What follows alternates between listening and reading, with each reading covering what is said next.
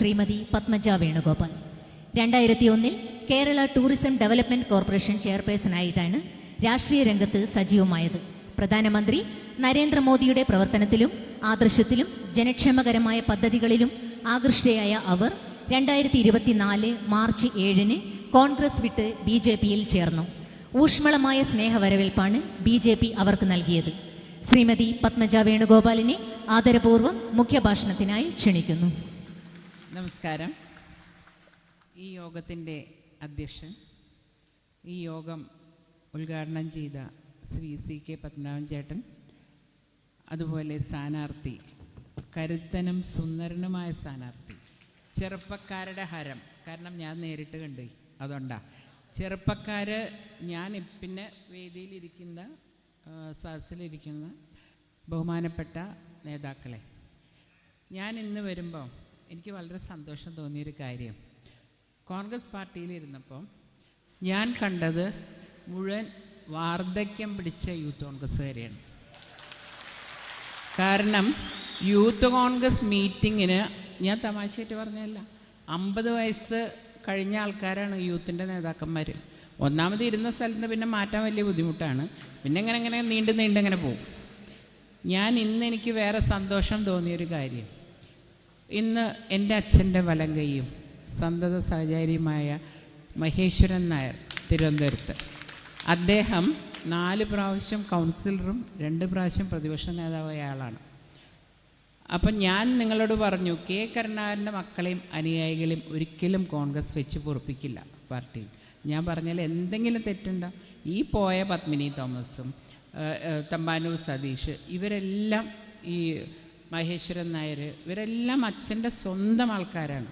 പക്ഷേ എൻ്റെ പിതാവ് മരിച്ച പിന്നെ ഇവരാരും മൈൻഡിയില്ല. ഏറ്റവും കഴിവുള്ള നേതാക്കൾ, ഇവർ പോകുമ്പോഴേ അതിൻ്റെ വില അറിയുള്ളൂ. അവർക്ക് അടിത്തട്ടിൽ തൊട്ട് പ്രവർത്തിക്കാൻ അറിയാം. അതുകൊണ്ട് തന്നെ അദ്ദേഹം ഇന്ന് വന്നു എന്ന് കണ്ടപ്പോൾ എനിക്ക് അറിയായിരുന്നു, ഞാൻ പിന്നെ ആരോടും പറഞ്ഞില്ല എന്ന് മാത്രം. ഇവരെല്ലാം എന്നോട് കാര്യങ്ങൾ പങ്കുവയ്ക്കും. ഇവരൊക്കെ ഒരു രാഷ്ട്രീയ ബന്ധമല്ല, ഞാൻ മാനസികമായിട്ട് അവരുമായിട്ട് ഏറ്റവും അടുത്ത് നിൽക്കുന്ന ഒരാളാണ്. ഇനി വരാം കേട്ടോ, ഇനി വന്നുകൊണ്ടിരിക്കും. പക്ഷേ അത് നിർത്താൻ വേണ്ടിയിട്ട് ഇപ്പം ഓരോ ചാനലുകൾ, UDFന് 17, LDFന് 3, അതായത് BJPക്ക് ഒന്നുമില്ല, ഇനി അവിടെ പോയിട്ട് കാര്യമില്ല എന്ന് പറയാനാണ്. ഇതൊന്നും വിശ്വസിക്കണ്ട. കാരണം കഴിഞ്ഞ 3 കൊല്ലം കൊണ്ട് വളരെയധികം സംഭവഗതികൾ മാറിയിട്ടുണ്ട്. ഞാൻ പറയുന്നു, തൃശ്ശൂർ ജീവിക്കുന്ന ഞാൻ പറയുന്നു, ഇപ്രാവശ്യം എനിക്കറിയുന്ന തൃശ്ശൂരിൽ താമര വിരിയും. NDA തീർച്ചയായിട്ടും അവിടെ ഭരണത്തിൽ വരും. നമുക്കറിയാം ഈ ദിവസങ്ങളിൽ, ഇപ്പം ഞാനിവിടെ വന്നപ്പോഴാണ്, ഇവിടുത്തെ MP എൻ്റെ സഹോദരനായിരുന്നു, അതുകൊണ്ട് എനിക്ക് ഒന്നും പറയാൻ, ഞാനിവിടെ വരാൻ തന്നെ കാരണം എന്താണെന്ന് വെച്ചാൽ, ഞാൻ 5 കൊല്ലം മുമ്പ് ഒരു തെറ്റ് ചെയ്തു. 3 ആഴ്ച ഇവിടെ വന്ന് എൻ്റെ സഹോദരനല്ലേ, കോൺഗ്രസ് പാർട്ടിക്ക് വേണ്ടിയിട്ടല്ല കേട്ടോ, അന്നോട്ടേ ഞാൻ പാർട്ടിയായിട്ട് അകന്നു തുടങ്ങിയതാണ്. പക്ഷേ സഹോദരൻ ഒറ്റയ്ക്ക് കഷ്ടപ്പെടുന്ന കണ്ടപ്പം എൻ്റെ സഹോദരൻ്റെ സ്വഭാവമല്ല എനിക്ക്, അതെൻ്റെ രക്തമാണെന്ന് എനിക്കറിയാം. പിന്നെ ചേട്ടനൊരു കാര്യമുണ്ട്, ഇന്ന് പറയണ നാളെ മറന്നോളൂ കേട്ടോ. രാത്രി എണീറ്റ് രാവിലെ എണീക്കുമ്പോൾ അദ്ദേഹം അത് മറക്കും. പക്ഷേ നമുക്കൊന്നും അങ്ങനെയല്ല, പ്രത്യേകിച്ച് സ്ത്രീകൾക്ക്. സഹോദരന്മാർ വല്ലതും പറഞ്ഞാൽ എനിക്ക് വളരെയധികം വേദന എടുക്കുന്ന ഒരാളാണ് ഞാൻ. പക്ഷേ ആ വേദന ഉള്ളിൽ വെച്ചുകൊണ്ട് തന്നെ ഈ പ്രസ്ഥാനത്തിന് വേണ്ടി അതിലൊരു തരി ഞാൻ വെള്ളം ചേർക്കില്ല. കാരണം ഞാൻ വന്നിട്ടുള്ളത് കോൺഗ്രസ് പാർട്ടിയിൽ വളരെയധികം സങ്കടങ്ങളും സ്വാതന്ത്ര്യമില്ലായ്മയും അനുഭവിക്കുന്ന സ്ത്രീകൾക്ക് വേണ്ടിയാണ്. അവർക്ക് വേണ്ടിയിട്ടാണ് ഞാൻ ഇതിലേക്ക് വന്നത്. എൻ്റെ പിന്നാലെ, പണ്ട് പറഞ്ഞ മാതിരി, എൻ്റെ പിന്നാലെ വരുവിൻ, നിങ്ങളെ ഞാൻ രക്ഷിക്കാമെന്ന് പറഞ്ഞ് നിങ്ങൾ പിന്നാലെ വരുവിൻ, മോദി നിങ്ങളെ കൈ തരും. കാരണം ഞാനിവിടെ വന്ന് കണ്ടതിൽ എനിക്ക് ഏറ്റവും ഇഷ്ടപ്പെട്ടൊരു കാര്യം, സ്ത്രീകൾക്ക് കൊടുക്കുന്ന ഒരു ബഹുമാനം. നമ്മുടെ അവിടെയൊക്കെ ഒരു മീറ്റിംഗ് ഉണ്ടായാൽ ഇങ്ങനെ 2 റോല് പെണ്ണുങ്ങളുണ്ടാവും, ബാക്കി എല്ലാ ആണുങ്ങളാണ്. പിന്നെ പെണ്ണുങ്ങളെ പറ്റി പറയുമ്പോഴാണ് 10 ആണുണ്ട്, അതിലൊന്ന് ആ പെണ്ണിനെ കൊടുക്കും. ഞാൻ കേട്ടോണ്ടിരിക്കണതല്ല. അപ്പോൾ സ്ത്രീകൾക്ക് ബഹുമാനം കൊടുക്കാത്ത സ്ഥലത്ത് ആ പാർട്ടി വളരില്ല. ഈ പാർട്ടി എന്തുകൊണ്ട് വളരണം? നമുക്കിപ്പോൾ ഒറ്റ ദിവസം കൊണ്ട് അത്ഭുതങ്ങൾ ഉണ്ടാക്കാൻ പറ്റുമെന്ന് ഞാൻ പറയുന്നില്ല. പക്ഷെ പടിയായിട്ട് തീർച്ചയായിട്ടും ഈ കേരളം NDA ഭരിക്കുന്ന ഒരു കാലം വരും, അതിൽ യാതൊരു സംശയവും വേണ്ട. കാരണം ജനങ്ങൾക്ക് ഉപകാരം ചെയ്യുന്നൊരു പാർട്ടിയാണ് ആൾക്കാർക്ക് ഇഷ്ടം. അല്ലാതെ ഈ പറഞ്ഞ മാതിരി എന്താ പറയുക, എല്ലാവരും ഇപ്പോൾ ഇനിയിപ്പോൾ 17 കൂടി കേട്ടോട്ട് ആരും നിലത്ത് നിൽക്കില്ല. പിന്നെ പണിയെടുക്കണ്ടല്ലോ. പിന്നെ ഇനി എന്തെങ്കിലും അവർക്ക് കിട്ടിയാൽ തന്നെ അവരുടെ ഗുണം കൊണ്ടല്ല, മാർക്സിസ്റ്റ് പാർട്ടിയുടെ കയ്യിലിരിപ്പോണ്ടാണ് ഇവർക്ക് വല്ലതും കിട്ടുന്നത്. അപ്പോൾ ആ പണി കൊടുക്കണ്ടല്ലോ, സുഖം. അപ്പോൾ ഇങ്ങനെയാണ് ഈ കോൺഗ്രസിൻ്റെ ഇപ്പോഴത്തെ പോക്ക്. ഇപ്പോഴത്തെ നേതാക്കന്മാർ പലരും മാറാണ്ട് ആ പാർട്ടി ഗതി പിടിക്കില്ല. കാരണം എത്രയോ പ്രഗത്ഭന്മാരിരുന്ന സ്ഥലത്താണ് ഇപ്പോൾ ഇരിക്കുന്ന നേതാക്കന്മാർ. ഈ അർഹതയില്ലാത്തവന് കിട്ടിക്കഴിഞ്ഞാൽ അത് വലിയ അപകടമാണ്. ഇപ്പം ഇരിക്കുന്ന പല നേതാക്കന്മാരും എൻ്റെ വീട്ടിൽ വളർന്നവരാണ്, അതിലേക്കൊന്നും ഞാൻ കടക്കുന്നില്ല, എനിക്ക് താല്പര്യമില്ല. അവരെ കഴിവുണ്ടെങ്കിൽ അവർ നന്നാവട്ടെ, അത്രയേ ഉള്ളൂ. പക്ഷെ അത് കഴിഞ്ഞ് ദ്രോഹിക്കാൻ എന്നെ തന്നെ എന്തിനാ തിരഞ്ഞെടുക്കണേന്ന് ആലോചിക്കണേ. വേറെ എത്രയോ പേരുണ്ട്. ഇത് അപമാനം സഹിച്ച് ഇത് പാർട്ടിയിലിരുന്ന് എനിക്ക് മതിയായിട്ട് തന്നെയാണ്.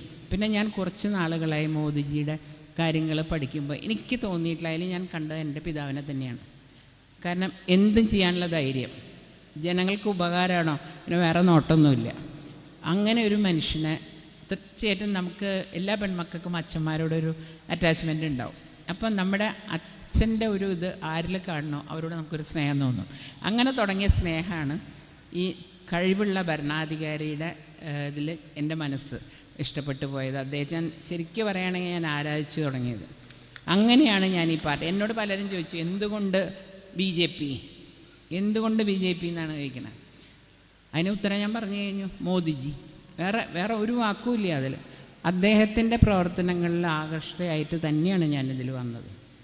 ഞാൻ പറയും, ഇന്നിപ്പോൾ ഞാൻ വന്നത് ട്രെയിനിലാണ്, വന്ദേ ഭാരത്. നേരത്തെ പത്മനാഭൻ ചേട്ടൻ പറഞ്ഞ മാതിരി ആ ട്രെയിനിലിരിക്കുമ്പോൾ ഞാൻ ആലോചിച്ചത് വന്ദേ ഭാരത് എൻ.ഡി.എ ഗവൺമെൻറ് മാതിരിയാണ്. നല്ല സൗകര്യങ്ങൾ, സമയത്തിനെത്താം, എല്ലാ സൗകര്യങ്ങളും ഉണ്ട്. പക്ഷെ കോൺഗ്രസ് പാർട്ടി ഇപ്പോഴും നിൽക്കുന്ന 5ാമത്തെ 6ാമത്തെ കൽക്കരി വണ്ടിയിലാണ്. കാരണം അത് ഓടുമില്ല, ഉള്ളവരെ മുഴുവൻ ഇറങ്ങിപ്പോവുക, ആരും കയറണമില്ല. ആ രീതിയിലാണ് ഇപ്പം കോൺഗ്രസ് പാർട്ടി മുന്നോട്ടേക്ക് പോണത്. എനിക്ക് പിന്നെ ഒരാളെയും കൂടി പറ്റി പറയാനുണ്ട്. ഇവിടെ ഒരു നേതാവ് വന്ന് ഇറങ്ങിയിട്ടുണ്ട്, രാഹുൽ മാങ്കൂട്ടത്തിലാണ്. അദ്ദേഹമൊക്കെ എങ്ങനെ ഒന്നാമത്തെ കാര്യം നേരത്തെ പറഞ്ഞ മാതിരി യൂത്തുകാരില്ല. അവിടെ ഇവിടെയും പൊട്ടി മുളച്ച് സോഷ്യൽ മീഡിയയിൽ കൂടിയും നേതാക്കന്മാരെ മണിയടിച്ചിട്ടും. കാരണം ഞാൻ കണ്ടിട്ടുണ്ട്, ഒരു നേതാവിൻ്റെ കൂടെ ഇരുന്നിട്ട് അപ്പുറത്തെ നേതാവിനെ ഫോണിൽ വിളിക്കും, എന്നിട്ട് പറയും ഞാൻ നിങ്ങളുടെ കൂടെ ഏട്ടാ, ഇതൊന്നും കൂട്ടണ്ട. എന്നിട്ട് അവിടുത്തെ ന്യൂസ് ഇവിടെ പറയും, ഇവിടുത്തെ ന്യൂസ് അവിടെ പറയും. ഈ പാർട്ടി എങ്ങനെയാണ് ഗതി പിടിക്കുക? ഞാൻ ഒന്നും കേൾക്കാത്ത മാതിരി ഇരിക്കും. കാരണം ഞാൻ ഇങ്ങനത്തെ ഒരു പൊളിറ്റിക്സ് ഞാൻ എൻ്റെ ജീവിതത്തെ കണ്ടിട്ടില്ല. അപ്പോൾ അദ്ദേഹത്തിനോട് എനിക്ക് പറയാനുള്ളത്, അദ്ദേഹത്തിനോടും എൻ്റെ സഹോദരനോടും എനിക്ക് പറയാനുള്ളത്, ദയവ് ചെയ്ത് അവരുടെ അച്ഛനും അമ്മയുടെ കാര്യമൊന്നും ഞാൻ പറയുന്നില്ലല്ലോ, എൻ്റെ അച്ഛനും അമ്മേനെയും പറ്റി പറഞ്ഞാൽ എൻ്റെ സ്വഭാവം മാറും. കാരണം വല്ലാണ്ട് വേദനിച്ചിട്ടാണ് ഞാനിത് പറയുന്നത്. അദ്ദേഹമാണ് ഇവിടെ നാട്ടുകാരെ നന്നാക്കാൻ വന്ന് നിൽക്കുന്നത്. അതിൻ്റെ കാരണം എന്നറിയോ? ഷാഫിയോടുള്ള ഇഷ്ടം കൊണ്ടൊന്നുമില്ല. ഷാഫീനെ വെട്ടാൻ വേണ്ടി കോൺഗ്രസ് ഷാഫീനെ ഇവിടെ കൊണ്ടിട്ടു. ഇപ്പം എങ്ങനെയാണെന്ന് വെച്ചാൽ ആരെങ്കിലും ഒതുക്കണോ അപ്പം പാർലമെൻറ്റിൽ നിർത്തും. അതോടെ ഇവിടുന്ന് പോയി കിട്ടുമല്ലോ. അവിടെ പോയ പട്ടി അന്തയ്ക്ക് പോയ മാതിരി അവിടെ ഇരിക്കുകയും ചെയ്യും. ഒരു കാര്യമില്ല. അപ്പം ഞാൻ ചോദിക്കണത്, എന്തിനാണ് ഈ കോൺഗ്രസിനെയും LDFനെയും ജയിപ്പിക്കുന്നത്? നമുക്കൊരു കാര്യങ്ങൾ ചെയ്യാൻ കഴിവുള്ള ഒരു ഗവൺമെൻറ്റിനെയല്ലേ നമ്മൾ ജയിപ്പിക്കേണ്ടത്. അതിലെന്തിനാണ് പാർട്ടി നോക്കുന്നത്? എന്തിനാണ് ജാതി മതങ്ങൾ നോക്കുന്നത്? നമ്മളെ ഇപ്പം അവിടെ ഭരിക്കുന്നതും ഇനി വരാൻ പോകുന്നതും എൻ്റെ എന്ന് ഏത് പൊട്ടന്മാർക്കും അറിയാം. അപ്പോൾ ഇതൊക്കെ അറിഞ്ഞിട്ട് ഈ വർഗീയതയുടെ പേരിൽ പലരെയും ജയിപ്പിക്കുക എന്നൊക്കെ പറഞ്ഞാൽ ഈ നാട് എങ്ങോട്ടാണ് പോണേ? ആ പറയുന്നവരാണ് NDA വർഗീയ പാർട്ടിയാന്ന് പറയുന്നത്.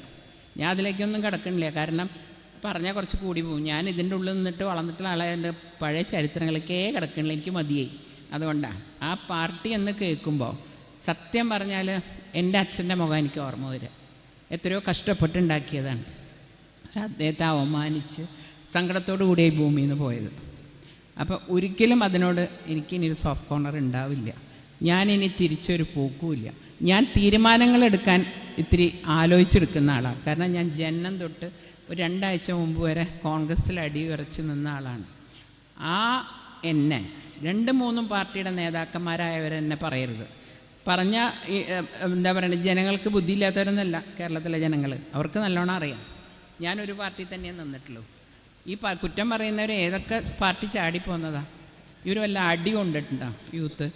പറഞ്ഞില്ലേ, കുറേ ഇതിൽ ഇരുന്നപ്പം ഇവർ തമ്മിൽ ബന്ധമുണ്ടെന്ന് എനിക്ക് തോന്നിയത് എന്താണെന്ന് വെച്ചാൽ, ഈ രാഹുൽ മാങ്കൂട്ടത്തിൽ എന്ത് വന്നിട്ടും സോഷ്യൽ മീഡിയയിലത്തെ നേതാവായിട്ട് ഇങ്ങനെ ഒതുങ്ങുക. അപ്പോൾ യൂത്ത് കോൺഗ്രസ് ആവണമെങ്കിൽ അടി കൊള്ളണമല്ലോ. അങ്ങനെ മുഖ്യമന്ത്രിയുടെ മരുമകനും ഇദ്ദേഹം കൂടി ചേർന്ന് 2 അടി കൊടുത്തു. കുറച്ച് ദിവസം കൊണ്ട് ജയിലിലിട്ടു. അതോടെ നേതാവായി. അവിടെ ഒരു വെടിക്ക് 2 പക്ഷിയാണ്. മുഖ്യമന്ത്രിയുടെ മകന് ആരിഫിനെ വെട്ടാം, ഇവിടെ മാങ്കൂട്ടത്തിന് വേണമെങ്കിൽ. ഇനിയിപ്പോൾ അടുത്ത കണ്ടോളൂ, നിങ്ങൾ പാലക്കാട് നിൽക്കാൻ പോകുന്നത് രാഹുൽ മാങ്കൂട്ടത്തിലായിരിക്കും. ജനങ്ങൾക്ക് ബുദ്ധിയില്ലാത്തവരൊന്നും അല്ല, ഇതൊക്കെ എല്ലാവർക്കും മനസ്സിലാവും. പിന്നെ ഞാനൊരു കാര്യം ചോദിക്കട്ടെ, ഈ ഷാഫി പറമ്പിൽ എന്തൊക്കെ പറഞ്ഞാലും ആൾക്കാരുടെ ഇടയിൽ അന്ന് കുറച്ചിങ്ങനെ പൊന്തി വരുന്ന നേതാവായിരുന്നു. അപ്പോൾ ഈ കൂട്ടത്തിലൊരു നേതാവിൻ്റെ ശിങ്കിടീനെ അടുത്ത പ്രാവശ്യം UDF ഗവൺമെൻറ് വരുന്നപ്പോൾ അവരൊക്കെ വിചാരിക്കും വന്നാൽ അപ്പം മന്ത്രിയാക്കണം, അപ്പോൾ ഇവനെ ഇവിടെ നിന്ന് തട്ടണം. അതുകൊണ്ടാണ് ഈ ഷാഫീനെ പിടിച്ചിട്ട് ഇവിടെ നിർത്തിയത്. അവരെങ്ങനെയെങ്കിലും ജയിപ്പിക്കാൻ നോക്കും. പക്ഷേ ഇന്നത്തെ ആൾക്കൂട്ടം കണ്ടപ്പോൾ എനിക്ക് മനസ്സിലായി അത്ര എളുപ്പത്തിലൊന്നും ഷാഫി ഇവിടെ നിന്ന് ജയിച്ചു പോകാൻ പറ്റില്ല ഷാഫിക്ക്. കാരണം ഇതൊക്കെ ഒരു ഗിമ്മിക്കാണ് അദ്ദേഹത്തിൻ്റെ. അപ്പോൾ അങ്ങനെ വരുമ്പോൾ അദ്ദേഹത്തിനെ ഇവിടെ നിന്ന് പറഞ്ഞു വിട്ടാൽ അദ്ദേഹത്തിൻ്റെ ശിങ്കിടീനെ പിടിച്ച് പാലക്കാട് നിർത്താൻ ജയിപ്പിക്കാം. ഈ ഭാഗത്തുള്ള ഒരു MLA പിടിച്ചിട്ട് മന്ത്രിയാക്കാം. ഇതൊക്കെ എന്താ പറയേണ്ടത്, മലർപ്പൊടിക്കാരൻ്റെ സ്വപ്നം മാതിരിയാണ്. എന്ത് സംഭവിക്കും ഏതാണെന്ന് നമുക്കറിയാൻ പറ്റില്ല. UDF വരുമോ, LDF വരുമോ, BJP വരുമോ, ഇതൊന്നും നമുക്കറിയാൻ പറ്റില്ല. അപ്പോൾ ഇങ്ങനത്തെ സ്വപ്നങ്ങളൊന്നും കാണാണ്ട് മര്യാദയ്ക്ക് ജനങ്ങൾക്ക് ഉപകാരമുള്ള ഗവൺമെൻറ്റിന് അല്ലെങ്കിൽ ജനങ്ങൾക്ക് ഉപകാരമുള്ള ആ ഒരു പൗരനെ. ഇപ്പം ഞാൻ ആദ്യമായിട്ടാണ് ഇദ്ദേഹത്തെ കാണുന്നത്, പ്രഫുൽ കൃഷ്ണനെ. എനിക്ക് വളരെ ഇഷ്ടപ്പെട്ടു. കാരണം എന്താ പറയുക, എല്ലാവരും ഒരു ജാതി മത വ്യത്യാസമില്ലാണ്ട് അദ്ദേഹത്തിന് കൈവീശുന്ന, ഞാനതങ്ങനെ നോക്കിക്കൊണ്ടിരുന്നത്. അപ്പോൾ എനിക്ക് അത്ഭുതം തോന്നി. കാരണം ഇങ്ങനൊരു സ്വീകരണം അതിങ്ങനൊരു സ്ഥലത്ത് വേറെ ആർക്കും ഞാൻ കണ്ടിട്ടില്ല. ഞാൻ എൻ്റെ ചേട്ടൻ്റെ കൂടെ 3 ആഴ്ച വന്നു നിന്നു എന്ന് പറഞ്ഞില്ലേ, അതിനൊരു പ്രായശ്ചിത്തം കൂടിയാണ് ഈ വരവ്. ഞാൻ ഞാൻ കാസർഗോഡ് 2 ദിവസം മുമ്പ് ഞാൻ പോയതാണ്. അപ്പോൾ വിളിച്ചപ്പം ഞാൻ പറഞ്ഞു ഞാൻ തീർച്ചയായിട്ടും വരും. അപ്പോൾ ചോദിച്ചു അല്ല ഇപ്പോൾ പോയാലോ സാരില്ലേ, കാരണം നമ്മളൊരു തെറ്റ് ചെയ്താൽ അതിനൊരു പരിഹാരം വേണ്ടേ. അപ്പോൾ അദ്ദേഹം ഇവിടെ ഒന്നും ചെയ്തിട്ടില്ല എന്ന് കേട്ടപ്പോൾ അദ്ദേഹത്തിനെ കുറ്റം പറയാൻ എനിക്ക് തോന്നിയില്ല. കാരണം എന്താണെന്ന് വെച്ചാൽ അദ്ദേഹത്തിൻ്റെ മനസ്സ് വട്ടിയൂർക്കാവിലായിരുന്നു. പിന്നെ പലരും രാഹുൽ ഗാന്ധി ഇപ്പോൾ പ്രധാനമന്ത്രിയാവുമെന്ന് വെച്ചിട്ട് ചാടി ഇറങ്ങി. അവരെല്ലാം കുഴിയിലായിരിക്കുക. കാരണം ഇപ്പോൾ പലരും കോൺഗ്രസ്സുകാർ സ്ഥാനാർത്ഥികൾ ഞങ്ങൾ തോറ്റോട്ടേന്ന്, തോറ്റ അടുത്ത അസംബ്ലിയിൽ നിൽക്കാമല്ലോ. അപ്പോൾ അങ്ങനെ നിൽക്കുന്ന പല നേതാക്കന്മാരും അവിടെ ഉണ്ട്. അദ്ദേഹത്തിന് അങ്ങനെ ഇവിടെ അധികം ദിവസം ചിലവഴിക്കില്ല. ഞാൻ വിളിക്കുമ്പോഴൊക്കെ വട്ടിയൂർ. അപ്പോൾ ഞാൻ ചോദിക്കും ഇതല്ലേ കോൺസ്റ്റിറ്റ്യുവൻസി, എന്തിനാ അത് അവിടെ നിൽക്കണമെന്ന് ചോദിക്കുമ്പോൾ ഇല്ല അവിടുത്തെ ആൾക്കാർക്ക് ഭയങ്കര വിഷമമാണ് ഞാൻ പോകുന്നതിന്. ഒന്നും പറയാറില്ല. ഇപ്പം എനിക്ക് മനസ്സിലായി എന്താ കാര്യം. ഇവിടെ വന്ന് നിങ്ങളൊക്കെ സംസാരിച്ചപ്പോഴാണ് എന്താണ് അതിൻ്റെ പിന്നിലത്തെ. ഇപ്പോഴും അദ്ദേഹത്തിന് കുരുതി കൊടുത്തിരിക്കുകയല്ലേ. ഇവിടെ നിന്നാൽ എങ്ങനെയെങ്കിലും ജയിച്ചു പോകേണ്ട മനുഷ്യന് അദ്ദേഹത്തിനെ പിടിച്ച് തൃശ്ശൂർ കൊണ്ടുവിട്ടു. തൃശ്ശൂർ കരുണാകരനെ മക്കളെ ഒരിക്കലും ജയിപ്പിക്കാത്ത സ്ഥലമാണ്. ഞാനും തോറ്റു, എൻ്റെ ചേട്ടനും തോറ്റു, അച്ഛനും തോറ്റു. അപ്പം അവിടെ കൊണ്ടിട്ട് എൻ്റെ ഇതെന്താ അവർ പറയാത്തത്, അതാണ് എനിക്ക് അറിയേണ്ടത്. എന്ത് കാരണം കൊണ്ട് അദ്ദേഹത്തിനെ കൊണ്ടിട്ടു? കാരണം ഈ ഇലക്ഷൻ കഴിയുമ്പോൾ ഞാൻ പറഞ്ഞുതരാം, എനിക്ക് വ്യക്തമായിട്ട് അറിയാം എന്താണെന്ന്. അപ്പോൾ ശരിക്കും ഇപ്പോഴും കൊണ്ട് കുഴി ചാടിച്ചു. അദ്ദേഹം പോയി കുഴി ചാടി. ഇനിയിപ്പോൾ രക്ഷപ്പെട്ട് വരണമെങ്കിൽ മുകളിലിരിക്കണ ഗുരുവായൂരപ്പൻ തന്നെ വിചാരിക്കണം, അല്ലാണ്ട് ജനങ്ങൾ വിചാരിച്ചാൽ പോലും രക്ഷയില്ല. അവിടെ ഞാൻ പറഞ്ഞില്ലേ NDAയുടെ സുരേഷ് ഗോപിനെ എല്ലാവർക്കും ഇഷ്ടമാണ്. അത് എന്താണ് കാരണം എന്ന് എനിക്ക് പ്രത്യേകിച്ച് ഞാൻ അതിശയിച്ചു പോയൊരു കാര്യം, ഞങ്ങളുടെ ഏരിയ ഒരു മിഷൻ ക്വാർട്ടേഴ്സ് ഉണ്ട്. അവിടെ ക്രിസ്ത്യൻ കമ്മ്യൂണിറ്റിയാണ് കൂടുതൽ. അവിടെ സുരേഷ് ഗോപി മുമ്പിൽ വന്നു. അപ്പോൾ എന്തും സാധിക്കാം എന്നുള്ളതാണ് പറഞ്ഞത്. അപ്പോൾ ക്രിസ്ത്യൻ കമ്മ്യൂണിറ്റിയുടെ വോട്ട് വരെ സുരേഷ് ഗോപി പിടിച്ചു. അപ്പോൾ തൃശ്ശൂരുകാർക്ക് സുരേഷ് ഗോപി എന്ന് പറഞ്ഞാൽ ഒരു വികാരമാണ്. അതിനെ തടയാൻ ആർക്കും പറ്റില്ല. അദ്ദേഹം ഒരു കൊടുങ്കാറ്റ് പോലെ മുന്നോട്ട് പോകുന്നു. ആരും പിന്നെ ശുദ്ധനായിട്ടുള്ളൊരു മനുഷ്യനാണ് അദ്ദേഹം. എന്തെങ്കിലുമൊക്കെ ഇങ്ങനെ പറയും എന്നല്ലാണ്ട് 5 മിനിറ്റ് കഴിഞ്ഞാൽ അദ്ദേഹത്തിൻ്റെ ഉള്ളിലൊന്നുമില്ല. എനിക്ക് ഒരു 35 കൊല്ലമായിട്ട് അറിയാം. അദ്ദേഹം ഇന്നലെ TV പറഞ്ഞിരുന്നു അദ്ദേഹത്തിൻ്റെ പെണ്ണ് കാണാൻ പോയത് എൻ്റെ ഭർത്താവുകാരനാണ്. ഒക്കെ വളരെ ശരിയാണ്. അത്രയും കാലത്തെ ബന്ധമുണ്ട്. അപ്പോൾ അങ്ങനെ ഉള്ള കാര്യങ്ങളാണ്. എനിക്ക് കുറേ പറയണമെന്നുണ്ട്, പക്ഷേ എനിക്ക് 7 മണിക്ക് ഇറങ്ങണം എന്ന് പറഞ്ഞിട്ടാണ് ഞാൻ ഇങ്ങോട്ട് വന്നത്. എനിക്ക് പത്മനാഭൻ ചേട്ടൻ്റെ കാര്യത്തിൽ എനിക്ക് കോൺഗ്രസ്സുകാരോടും CPM-നോടും ഒരു കാര്യം പറയാനുണ്ട്. അവിടെ അടിയുണ്ടാക്കി കൊളാക്കി, ഇവിടെ അത് നടക്കില്ല. ഈ പാർട്ടി ഒരു അച്ചടക്കമുള്ള പാർട്ടിയാണ്. എനിക്കറിയാം പത്മനാഭൻ ചേട്ടനും മൂന്നേട്ടനും എൻ്റെ അച്ഛനൊക്കെ ആയിട്ടുള്ള വ്യക്തിബന്ധം. അത് വ്യക്തിബന്ധമാണ്, രാഷ്ട്രീയമല്ല. അച്ഛൻ എല്ലാ പാർട്ടികളിലും വ്യക്തിബന്ധങ്ങളുണ്ടായിരുന്നു. അതിലൊന്ന് ആ പത്മനാഭൻ ചേട്ടൻ എന്നെ ഒന്നും പറയില്ല എന്ന് എനിക്ക് വ്യക്തമായിട്ട് അറിയാം. ഞാൻ എല്ലാ അതന്നെയല്ലേ സംഭവിച്ചേ. അപ്പം അടി ഇതിൽ വന്നിട്ടുണ്ടാക്കണ്ട, ഒരു പാർട്ടിയെങ്കിലും വേണ്ട അടിയൊന്നും ഇല്ലാണ്ട് ജനങ്ങളെ സേവിക്കാൻ. മറ്റേതൊക്കെ അടുപ്പിച്ച് അങ്ങോട്ടും ഇങ്ങോട്ടും നോണയും ഇതും പറഞ്ഞ് തീർത്തു. ഇനി ഇതിൽ അത് വേണ്ട എന്ന് മാത്രം ഒരു അഭ്യർത്ഥനയാണ് എനിക്ക് അവരോടുള്ളത്. ഇതിൽ മനസ്സമാനമായിട്ട് ഞാൻ ഇപ്പോൾ ജീവിച്ചു പോകുന്നുണ്ട്. ഇവിടെ വന്നിട്ട് എൻ്റെ മനസ്സമാനം കളയരുത്. കാരണം എല്ലാം സഹിച്ച്, എല്ലാ നാണക്കേടും സഹിച്ച് നിന്നൊരാളാണ് ഞാൻ. ഇനി ഈ പറഞ്ഞ മാതിരി ഇതിലും കൂടി എന്നെ നിർത്താണ്ട് ഓടിക്കരുത് കോൺഗ്രസ്സുകാരോട് പറയാം. കാരണം അവർക്ക് അതേ അറിയില്ലേ, തമ്മിൽ തല്ലു ഓടിക്കുക. ജനങ്ങൾക്ക് വേണ്ടിയൊന്നും ചെയ്യാൻ അവർക്കറിയില്ല. കിട്ടണ പണിക്ക് പണ്ടൊക്കെ 2 ഗ്രൂപ്പ് കണ്ടു വളർന്നിട്ടുള്ള ആളാണ് ഞാൻ. ഇപ്പോൾ ഒരു 15 ഗ്രൂപ്പാണ്. രാവിലെ എണീറ്റാൽ ഞാൻ ആലോചിക്കുക, ആരെ മുഖത്തൊക്കെ ചിരിക്കുക. കാരണം ചിരിച്ചാൽ മറ്റയാൾ പിണങ്ങി. അപ്പോൾ ഞാൻ ആരോ കാണുമ്പോൾ കാണാത്ത മാതിരി പോവും, നേതാക്കളെ പോകുമ്പോൾ. ആ സ്ഥിതിയിലേക്ക് അതപ്പതിച്ചു കോൺഗ്രസ്. അങ്ങനെ ഒരു കോൺഗ്രസ്സിനെ ഞാൻ കണ്ടിട്ടില്ല. പാർട്ടി മറ്റേ മണ്ഡലത്തിലെ ആളെ വയ്ക്കുന്നതിന് പൈസ, ബ്ലോക്ക് പ്രസിഡൻറ്റിനെ വയ്ക്കുന്നതിന് പൈസ, കോർപ്പറേഷനിൽ ആളെ വയ്ക്കുന്നതിന് പൈസ, ഈ രാഷ്ട്രീയവും ഞാൻ കണ്ടിട്ടില്ല. അതിലൊക്കെയാണ് എൻ്റെ മനസ്സ് മടുത്തത്. ഞാൻ 3 കൊല്ലം മുമ്പ് രാജിക്കത്ത് എഴുതി വെച്ച ആളാണ്. വേറെ എവിടെ പോകണമെന്നൊന്നും ഞാൻ ചിന്തിച്ച് ഈ പാർട്ടിയിൽ എനിക്കിനി വയ്യ. അപ്പം എന്നെ സമാധാനിപ്പിച്ചു. കെ കരുണാകരന് മന്ദിരം പണിയാണ്. അപ്പോൾ എല്ലാ മക്കൾക്കും അതൊരു സന്തോഷമല്ലേ. അച്ഛൻ്റെ പേരിൽ 37 സെൻറ്റ് ഗവൺമെൻറ് കൊടുത്തിട്ടുണ്ട്. അത് പണിത് തരാമെന്ന് പറഞ്ഞപ്പോൾ ആ ആഗ്രഹത്തിൻ്റെ മേലെ 3 കൊല്ലം പിടിച്ചു നിന്നു. ഇനി വയ്യ, അതുകൊണ്ട് പോകുന്നതാണ്. എന്തായാലും നിങ്ങളൊക്കെ എന്നെ മനസ്സുകൊണ്ട് ഏറ്റെടുത്തതിൽ എനിക്ക് വളരെയധികം സന്തോഷമുണ്ട്. ഞാൻ ഒരു സ്ഥാനമാനങ്ങൾക്കല്ല ഞാൻ വന്നത്. കാരണം സ്ഥാനമാനങ്ങൾ കണ്ടു വളർന്നൊരു വീട്ടിലാണ് ഞാൻ. ജനിക്കുമ്പോൾ അച്ഛൻ MLA ആണ്.